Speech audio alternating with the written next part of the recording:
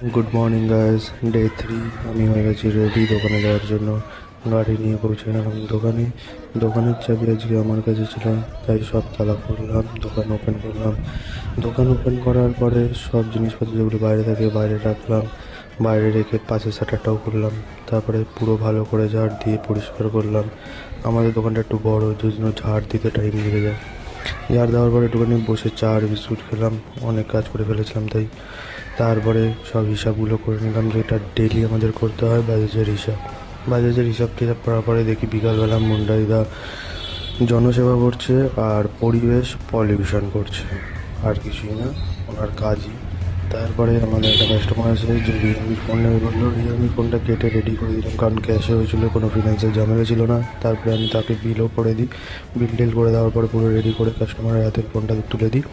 তুলে দেওয়ার পরে আর কিছু কাজ ছিল না, বাড়ি গেলাম ফুল নিয়ে, কারণ বৃহস্পতিবার ছিল। তারপরে গেলাম দেবরাজের বাড়ি। আজকের জন্য এইটুকুনি, চলো টাটা।